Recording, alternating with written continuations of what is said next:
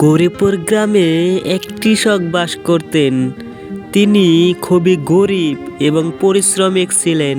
তিনি তিনার ক্ষেতের মাঝে প্রতিদিন পরিশ্রমের কাজ করে যেতেন এবং প্রতিনিয়ত তার ক্ষেতের যত্ন নিতে থাকেন। কয়েকদিন আগের ঘটনা।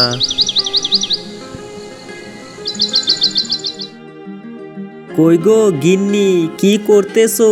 তাড়াতাড়ি এখানে আসো। এই তো আসতেছি, তুমি ওখানে দাঁড়াও। তা কি হয়েছে তোমার, বলো। বলছি আমি একটু বাজার থেকে ঘুরে আসি। তা বাড়ির জন্য কি কোনো কিছু আনা লাগবে? ওগো, বাড়িতে তো তেল শেষ হয়ে গেছে। তুমি বাজার থেকে আসার সময় তেল নিয়ে এসো। ঠিক আছে, আনবনি।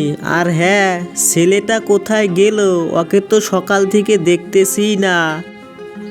ছেলেটা স্কুল থেকে এসে ওর বন্ধুর বাড়িতে খেলতে গিয়েছে। ঠিক আছে, আমি তাহলে আসি। এ কথা বলে সে ওখান থেকে চলে যায়। আর কিছুক্ষণ যাওয়ার পর সে দেখতে পায় কৃষকরা রেডিওতে কি যেন শুনতেছে। কি ভাইয়া, তোমরা সবাই মিলে এরকম রেডিওতে কি শুনতেছো? আর বলো না মশাই, রেডিওতে কি যে শুনতেছি, মনে হয় এবার আমাদের কপাল পুড়ল। সে কি অলক্ষণীয় কথা! কি হয়েছে গো, আমাকে একটু খুলে বলো। নিউজ থেকে শুনতে পারছি এবার আমাদের এখানে কোনো রকমের বলে বৃষ্টি হবে না। শহরঘাট খরায় একেবারে শুকনো হয়ে যাবে। তাহলে এবার আমাদের কি হবে? আমার পুকুরের পানিগুলোও তো প্রায় শুকিয়েই গেছে। এভাবে যদি খরা চলে আসে আর পানি না পাওয়ায় তো ফসল মরে যাবে। কি আর করার, উপরওয়ালায় কপালে যা লিখেছে সেটাই তো হবে। তারপর সে ওখান থেকে হাঁটতে হাঁটতে চলে যায় দোকানে তেল আনার জন্য। দোকানদার ভাই, আমাকে 1 কেজি সরিষার তেল দাও তো দেখি। এ কি অলক্ষণীয় কথা গো! তুমি জানো না যে বাজারের কোথাও তেল নেই? বাজারে তেল নেই মানে? এত তেল, এসব তেলগুলো তাহলে কোথায় গেল? সামনে খরার মৌসুম, বাজারের সব তেলগুলো শেষ হয়ে যাইছে আর ক্ষেতের সব সরিষাগুলো নষ্ট হয়ে যাইতেছে। সেই জন্যই তেল পাওয়া যাইতেছে না গো।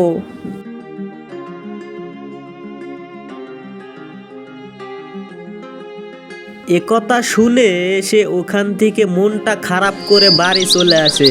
আর কিছুদিন পরই শুরু হয় খরা। খরায় জায়গা জমি সব শুকিয়ে গেছিল। হে উপরওয়ালা, তুমি আমাদের কি বিপদের মধ্যে ফালাইলে! খরায় যে ক্ষেতের সব পানি পুনি শুকিয়ে যাইছে। এভাবেই কয়েকদিন কেটে যায়। রমেশের পুকুরের পানিও শুকিয়ে শেষ হয়ে যায়। রমেশ একদিন মাঠে গিয়ে দেখে ওখানে মিন্টু বসে রয়েছে। মিন্টু ভাই, চিন্তা করতেছো? চিন্তা করো না, উপরওয়ালার কাছে সাহায্য চাও। একদিন না একদিন আমাদের সাহায্য করবেই। যদি 2-1 দিনের মধ্যে বৃষ্টি না হয় তাহলে সব ফসল নষ্ট হয়ে যাবে। আর ফসল নষ্ট হওয়ার কারণে আমরা না খেয়ে পেরে যে মারা যাব। বাজারে তেলও পাওয়া যাচ্ছে না, সব কিছু ফুরিয়ে যাচ্ছে। উপরওয়ালার উপর ভরসা রাখো, তিনি নিশ্চয়ই কোনো না কোনো উপায় বের করে দিবে। আমি চলি ভাই। একথা বলে সে বাড়ি চলে যায় এবং বাড়ি গিয়ে দেখে তার বউ ওখানে বসে রয়েছে। কি হয়েছে গিন্নি? তোমাকে অনেক চিন্তিত দেখাচ্ছে। কিসের এত চিন্তা করতেছো গিন্নি, বলো। ওগো, ছেলেটাকে নিয়ে আমার খুব চিন্তা হয় জানো। ওর আজকে 7 বছর পূর্ণ হলো, তাও দেখো ওর কেমন শরীর, রোগা পাতলা শরীর। ওগো, এইবার তো সরিষাটাও হলো না। তুমি এক কাজ করো, ছেলেটাকে নিয়ে ডাক্তারখানায় চলে যাও। ডাক্তারখানায় গিয়ে দেখো তো ছেলেটার কি হলো। ঠিক আছে, আমি কালকেই ওকে নিয়ে রতন ডাক্তারের কাছে চলে যাব, তুমি চিন্তা করো না। পরের দিন সকালে সে তার ছেলেকে নিয়ে রবি ডাক্তারের কাছে চলে গেলেন এবং রবি ডাক্তারকে সে তার ছেলের ব্যাপারে সব কথা খুলে বললেন। সবই তো বুঝলাম, এই নাও,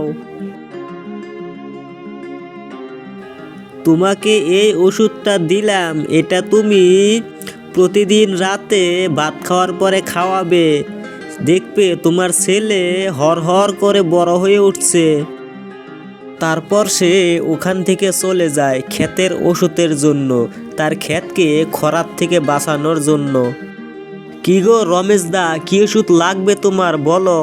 ক্ষেত তো খরায় পড়ে গেছে, তা খরার থেকে বাঁচানোর জন্য কোনো ওষুধ আছে কি না আমাকে দাও। ওরকম ওষুধ তো আমার কাছে নেই, তবে একটা ওষুধই আছে, ওটা নিয়ে যাও, ওটা খেতে দিলে কয়েকদিন পানি ছাড়া বাঁচতে পারবে। তবে তাই দাও, ওষুধগুলো খেতে দিয়ে দেখি যদি 2-4 দিন পরে বৃষ্টি হয় তাও কাজে দিবে। তারপর সে ওষুধটা নিয়ে বাড়ি চলে যায়। কই গো গিন্নি, এখানে আসো।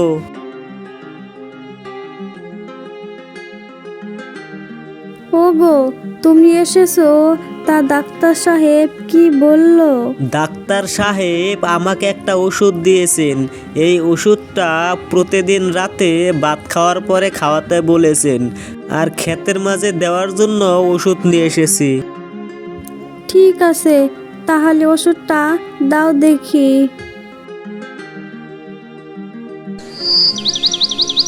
পরের দিন সকালে রমেশ ক্ষেতে ওষুধ দেওয়ার জন্য যায় এবং ওষুধ দেওয়া শেষ হলেই রমেশ একটু জিরানোর জন্য বসে পড়ে এবং বসে সে ভালো করে লক্ষ্য করে দেখে সে ক্ষেতের ওষুধ আনা বাদ দিয়ে সে তার ছেলের ওষুধ নিয়ে এসেছে।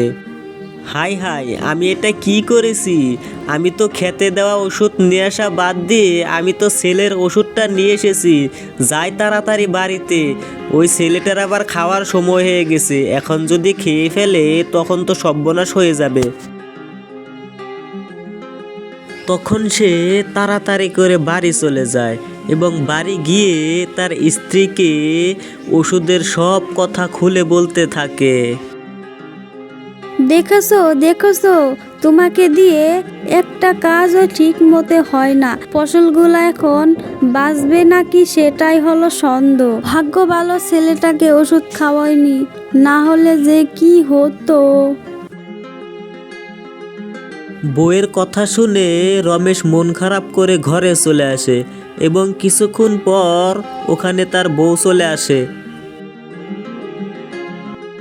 ওগো, তুমি কি রাগ করেছো? রাগ করো না, আমি আসলে না বুঝে তোমাকে এসব কথা বলেছি। তোমার কথায় তো আমি মন খারাপ করিনি, আমি তো শুধু ভাবতেছি যে ক্ষেতের মাঝে ওই ওষুধটা দিয়ে আসলাম, ক্ষেতের না জানি কি হয়। ওগো, তুমি চিন্তা করো না, আমাদের ফসল কিচ্ছু হবে না, তুমি এবার হাত মুখ দিয়ে ভাত খেয়ে নাও। পরের দিন সকালে তারা দুইজনে আসে ক্ষেত দেখার জন্য এবং ক্ষেতে এসে দেখে তাদের সরিষাগুলো ফেটে সেখান থেকে অনেক তেল বাহির হয়ে তাদের পুকুর ভর্তি হয়ে গেছে। ওগো, এটা কি হলো? রাতারাতি ওই সরিষাগুলো কেমন তাজা হয়ে গেছে, আর সরিষাগুলো ফেটে কেমন তেল জোরে জোরে পড়তেছে। সেটাই তো বুঝতে পারতেছি না, এটা মনে হয় সেই ওষুধের কেরামতি। এভাবে যদি চলতে থাকে তাহলে তো আমাদের এটা তেলের পুকুর হয়ে যাবে।